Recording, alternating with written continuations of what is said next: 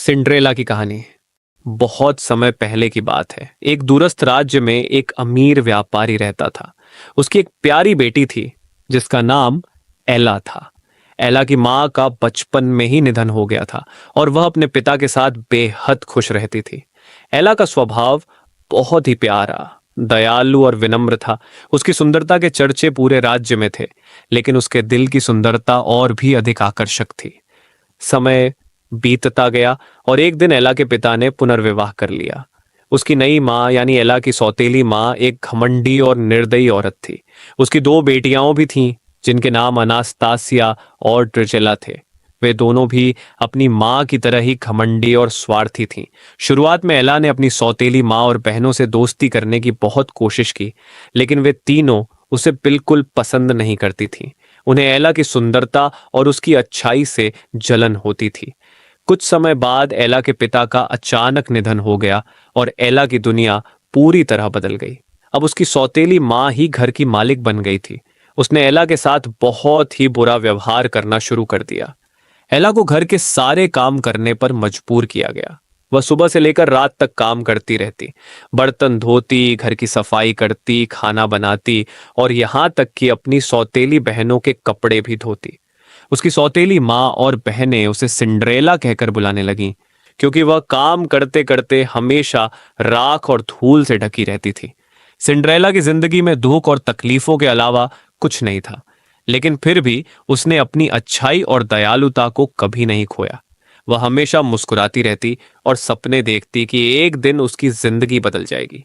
उसे अपने माता पिता द्वारा सिखाई गई अच्छाई और धैर्य पर विश्वास था। इस बीच उस राज्य के राजा को चिंता होने लगी कि उसका इकलौता बेटा राजकुमार अब तक विवाह के बंधन में नहीं बंधा था। राजा चाहता था कि राजकुमार जल्द से जल्द शादी करे और राज्य की जिम्मेदारी संभाले। इसलिए राजा ने पूरे राज्य में एक भव्य उत्सव आयोजित करने की घोषणा की, जहां सभी योग्य कन्याओं को आमंत्रित किया गया। राजा की योजना थी कि इस उत्सव में राजकुमार को अपनी जीवन संगिनी चुनने का मौका मिलेगा। सिंड्रेला की सौतेली माँ और उसकी बहनों ने भी इस उत्सव की खबर सुनी और तुरंत उत्सव की तैयारी में लग गई। उनकी एकमात्र इच्छा थी कि राजकुमार अनास्तासिया या ड्रिजेला में से किसी एक को अपनी रानी के रूप में चुन ले। उन्होंने सुंदर कपड़े बनवाए, गहने खरीदे और बालों की विशेष देखभाल की। लेकिन जब सिंड्रेला ने भी उत्सव में जाने की इच्छा जताई तो उसकी सौतेली माँ ने उसे खूब डांटा और कहा, तुम एक नौकरानी की तरह दिखती हो, तुम्हारी जगह महल में नहीं है। सिंड्रेला का दिल टूट गया, लेकिन उसने हार नहीं मानी। उसने सोचा कि अगर उसे एक अच्छा कपड़ा मिल जाए तो वह भी उत्सव में जा सकती है। वह अपनी माँ की पुरानी ड्रेस को सुधारने लगी। जब उसकी सौतेली बहनों ने उसे ऐसा करते देखा तो वे बहुत गुस्सा हुई और उसकी ड्रेस को फाड़ दिया। उन्होंने सुनिश्चित किया कि सिंड्रेला उत्सव में न जा सके। सिंड्रेला बेहद उदास हो गई और बगीचे में जाकर रोने लगी। वह सोच रही थी कि उसकी जिंदगी में कभी खुशी क्यों नहीं आती। तभी अचानक बगीचे में एक जादुई रोशनी चमकी और उसके सामने एक सुंदर परी प्रकट हुई। यह परी उसकी फेरी गॉड मदर थी। उसने सिंड्रेला से कहा, डरो मत प्यारी, मैं यहां तुम्हारी मदद करने आई हूं। तुम्हारे दिल की अच्छाई और धैर्य ने मुझे बुलाया है। फेरी गॉडमदर ने अपनी जादुई छड़ी से सिंड्रेला की फटी हुई ड्रेस को एक सुंदर चमचमाते गाउन में बदल दिया। उसकी पुरानी जूतियां अब कांच की खूबसूरत सैंडल में बदल गईं। फिर उसने बगीचे में एक कद्दू को जादू से एक सुनहरी बग्घी में बदल दिया और चार चूहे अब बग्घी के घोड़े बन गए। फेरी गॉडमदर ने सिंड्रेला को यह भी कहा, यह जादू केवल आधी रात तक चलेगा। जैसे ही घड़ी की सुइयां 12 बजेंगी सब कुछ फिर से पहले जैसा हो जाएगा। इसलिए ध्यान रखना कि तुम्हें आधी रात से पहले लौटना होगा। सिंड्रेला बहुत खुश हुई और उसने फेरी गॉड मदर का धन्यवाद किया। वह सुंदर बग्घी में बैठकर महल की ओर रवाना हुई। जब वह महल पहुंची तो उसकी सुंदरता और चमक ने सभी का ध्यान खींच लिया। हर कोई यह सोचने लगा कि वह कौन है, क्योंकि उसने अपना परिचय नहीं दिया था। राजकुमार की नजर भी सिंड्रेला पर पड़ी और वह उसकी सुंदरता से मंत्रमुग्ध हो गया। उसने सिंड्रेला को नृत्य के लिए आमंत्रित किया और वे दोनों पूरे उत्सव में साथ नाचते रहे। सिंड्रेला इतनी खुश थी कि वह समय का ध्यान ही नहीं रख पाई, लेकिन तभी घड़ी ने 12 बजने की शुरुआत की। सिंड्रेला को अचानक याद आया कि फेरी गॉड मदर ने उसे आधी रात से पहले लौटने को कहा था। वह घबराई और राजकुमार से कुछ कहे बिना तेजी से महल से बाहर भागने लगी। राजकुमार उसे रोकने की कोशिश करता रहा, लेकिन वह इतनी तेजी से भागी कि उसकी एक कांच की सैंडल सीढ़ियों पर गिर गई। वह बिना सैंडल के ही बग्गी में बैठकर महल से चली गई। राजकुमार ने वह सैंडल उठाई और यह सोचने लगा कि वह कौन थी। उसने अपने सारे सेवकों को आदेश दिया कि उस लड़की को ढूंढा जाए जो यह सैंडल पहनती हो। अगले दिन राजकुमार ने पूरे राज्य में घोषणा की कि वह उसी लड़की से विवाह करेगा जिसके पैर में यह सैंडल पूरी तरह फिट होगी। राजकुमार के सेवक राज्य के हर घर में जाकर उस लड़की की खोज करने लगे। वे हर जगह गए और सभी लड़कियां उस सैंडल को पहनने की कोशिश करती रहीं, लेकिन वह किसी के पैर में फिट नहीं हो रही थी। आखिरकार सेवक सिंड्रेला के घर भी पहुंचे। उसकी सौतेली बहनें सैंडल को पहनने की कोशिश करने लगीं, लेकिन उनके पैर बहुत बड़े थे। उन्होंने जबरदस्ती सैंडल को पहनने की कोशिश की, लेकिन सफल नहीं हो पाई। तभी एक सेवक की नजर सिंड्रेला पर पड़ी, जो घर के एक कोने में खड़ी थी। सेवक ने पूछा, तुमने इस सैंडल को क्यों नहीं आजमाया? सिंड्रेला की सौतेली मां ने जल्दी से जवाब दिया, वह हमारी नौकरानी है, यह सैंडल उसके लिए नहीं हो सकती। लेकिन सेवक ने जोर देकर कहा कि सिंड्रेला को भी सैंडल पहनने का मौका दिया जाए। सिंड्रेला ने सैंडल पहनी और यह बिल्कुल उसके पैर में फिट हो गई। उसकी सौतेली मां और बहनों के चेहरे पर हैरानी छा गई। सेवकों ने तुरंत राजकुमार को खबर दी और राजकुमार खुशी खुशी सिंड्रेला के घर आया।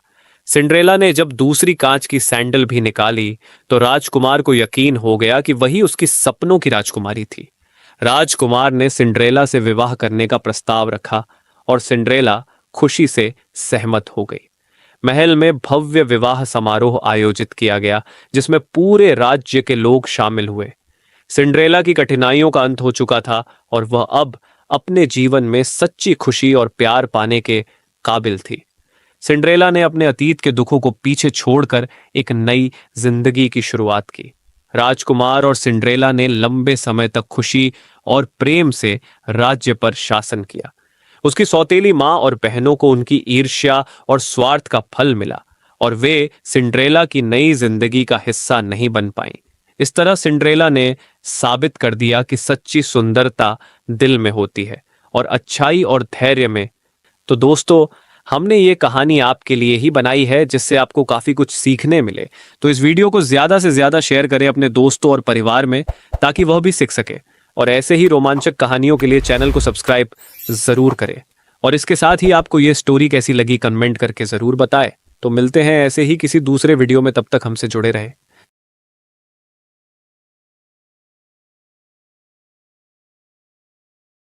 The snow princess. बहुत समय पहले एक दूरस्थ स्थान पर स्थित राज्य था, जो पूरे साल बर्फ से ढका रहता था। लोग इसे हिमराज्य कहते थे। ये राज्य ऊंचे ऊंचे बर्फीले पहाड़ों, गहरे जंगलों और बर्फीले मैदानों से घिरा हुआ था। यहाँ के लोग सर्दियों से डरते नहीं थे, बल्कि वे इसके आदी थे। वे बर्फ के बीच ही अपना जीवन बिताते थे और ठंड से लड़ना उनकी दिनचर्या का हिस्सा बन चुका था। हिमराज्य में रहने वाले लोग एक महान शक्ति को मानते थे, जो इस पूरे राज्य को नियंत्रित करती थी। यह शक्ति किसी और की नहीं, बल्कि उनकी प्यारी राजकुमारी द स्नो प्रिंसेस की थी, जिसका नाम स्नेहा था, जिसे लोग हिम की राजकुमारी के नाम से पुकारते थे। स्नेहा की शक्तियां अनोखी थीं। वह बर्फ और ठंड पर अपना नियंत्रण रखती थी। उसकी एक इच्छा मात्र से बर्फबारी रुक जाती और उसकी एक हल्की मुस्कान से बर्फीले तूफान शांत हो जाते थे। उसकी शक्तियों के कारण लोग उसे एक देवी की तरह पूजते थे। राजकुमारी स्नेहा बेहद सुंदर और दयालु थी। उसकी आंखें नीले आसमान की तरह चमकदार थीं और उसके लंबे सुनहरे बाल बर्फ की तरह सफेद लगते थे। लेकिन उसकी सबसे खास बात उसका दिल था, जो अपने राज्य और वहां के लोगों के प्रति प्रेम और करुणा से भरा हुआ था। वह अक्सर अपने महल की ऊंची बालकनी से अपने राज्य को देखती और जब भी कहीं पर किसी को ठंड से मुश्किल होती, वह अपनी शक्तियों का उपयोग करके उनकी मदद करती। राजा और रानी अपनी बेटी पर गर्व महसूस करते थे। वे जानते थे कि एक दिन स्नेहा राज्य की सबसे महान रानी बनेगी। लेकिन स्नेहा की एक समस्या थी, वह बहुत अकेलापन महसूस करती थी। वह अपनी शक्तियों के कारण दूसरों से अलग थलग थी। वह हमेशा सोचती कि क्या कोई ऐसा है जो उसे समझ सके और उसके साथ उसकी खुशी और दुख बांट सके। महल में उसका एकमात्र साथी उसकी सफेद बर्फीली लोमड़ी थी, जिसका नाम चांदनी था। चांदनी उसकी सबसे करीबी दोस्त थी और वे दोनों एक दूसरे के साथ हर समय बिताते थे। जहां स्नेहा जाती, चांदनी उसके साथ रहती। स्नेहा और चांदनी अक्सर बर्फीली पहाड़ियों पर घूमने जाया करते थे और वहां स्नेहा अपनी शक्तियों से सुंदर बर्फ की मूर्तियां बनाती थी।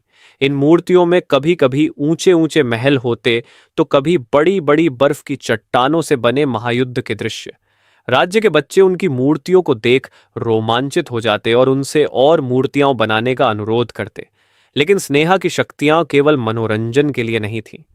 वह एक साहसी और निडर राजकुमारी थी, जो अपने राज्य की रक्षा के लिए किसी भी खतरे का सामना करने को तैयार रहती थी।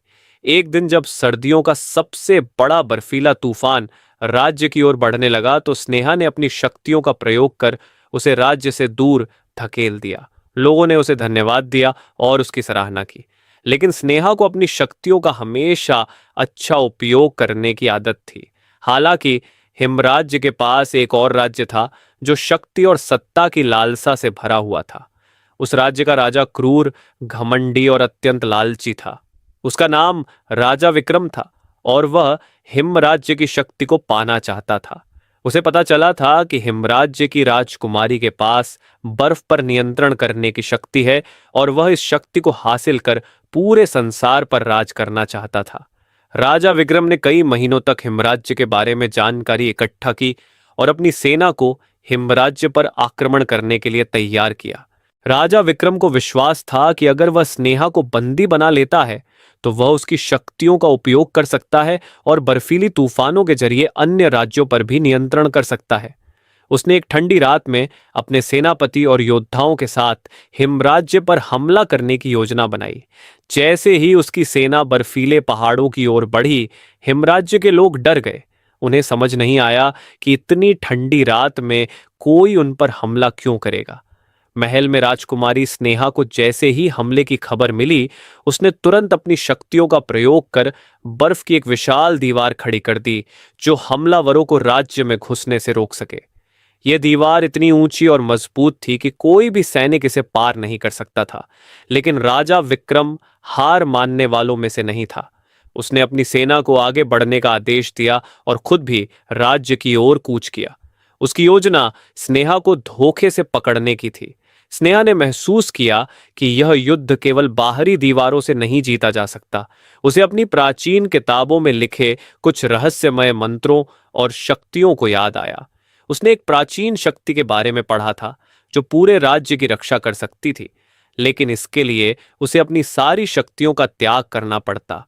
यह निर्णय बहुत कठिन था, क्योंकि उसकी शक्तियां उसकी पहचान थीं। वह जानती थी कि अगर वह अपनी शक्तियां त्याग देती है, तो वह एक साधारण इंसान बन जाएगी और फिर राज्य की रक्षा करना मुश्किल हो जाएगा। लेकिन स्नेहा के दिल में अपने राज्य और लोगों के प्रति इतना प्रेम था कि उसने बिना किसी हिचकिचाहट के इस बलिदान को स्वीकार करने का निर्णय लिया। उसने अपनी शक्तियों का त्याग करने की विधि के लिए महल के सबसे पुराने कक्ष में जाकर ध्यान किया। जैसे ही उसने अपनी शक्तियों का त्याग किया, आसमान में एक अद्भुत चमक उठी। एक विशाल हिम बवंडर उत्पन्न हुआ जो तेजी से चारों ओर फैलने लगा। यह बवंडर इतना शक्तिशाली था कि उसने राजा विक्रम की पूरी सेना को दूर धकेल दिया। राजा विक्रम खुद इस बवंडर से बचने की कोशिश में गिर गया और उसकी सेना पूरी तरह से तहस नहस हो गई। जब यह बवंडर शांत हुआ, तो स्नेहा की सारी शक्तियां समाप्त हो चुकी थीं। अब वह एक साधारण लड़की बन गई थी, जिसके पास कोई विशेष शक्ति नहीं थी, लेकिन उसके बलिदान ने राज्य को सुरक्षित कर दिया था। हिमराज्य के लोग यह देखकर अभिभूत हो गए कि उनकी राजकुमारी ने उनकी रक्षा के लिए अपनी शक्तियों को त्याग दिया है। सभी ने मिलकर उसका स्वागत किया और उसे धन्यवाद दिया। स्नेहा ने अब साधारण जीवन जीने का निर्णय लिया। वह अब अपनी शक्तियों के बिना भी अपने राज्य की सेवा करती रही। उसने राज्य के बच्चों के साथ समय बिताना शुरू किया और उन्हें सिखाया कि सच्ची शक्ति बाहर से नहीं बल्कि दिल से आती है। उसके त्याग और साहस की कहानी पूरे राज्य में फैल गई और लोग उसे पहले से भी अधिक प्यार करने लगे। हिमराज्य में अब हमेशा शांति और सुख का वातावरण था। स्नेहा ने राज्य के लोगों के साथ मिलकर उनके जीवन को और भी बेहतर बनाने के लिए काम किया। उसकी कहानी आज भी हिमराज्य में सुनाई जाती है, जहां उसे त्याग, प्रेम और साहस की मिसाल के रूप में याद किया जाता है। और इस तरह हिम की राजकुमारी की कहानी अमर हो गई, जो पीढ़ियों तक लोगों को प्रेरित करती रही। इस कहानी को आज भी हिम राज्य में सुनाया जाता है, जहां स्नेहा का नाम हमेशा के लिए याद रखा जाता है। तो दोस्तों, इस कहानी से हमें सीख मिलती है कि हमें मुसीबत के समय खुद के स्वार्थ के बारे में ना सोचते हुए हमारे अपनों के बारे में पहले सोचना चाहिए, निडर होकर हमारे अपनों की रक्षा के लिए लड़ना चाहिए। तो दोस्तों, हमने ये कहानी आपके लिए ही बनाई है, जिससे आपको काफी कुछ सीखने मिले। तो इस वीडियो को ज्यादा से ज्यादा शेयर करें अपने दोस्तों और परिवार में, ताकि वह भी सीख सके। और ऐसे ही रोमांचक कहानियों के लिए चैनल को सब्सक्राइब जरूर करें। और इसके साथ ही आपको ये स्टोरी कैसी लगी कमेंट करके जरूर बताएं। तो मिलते हैं ऐसे ही किसी दूसरे वीडियो में, तब तक हमसे जुड़े रहे।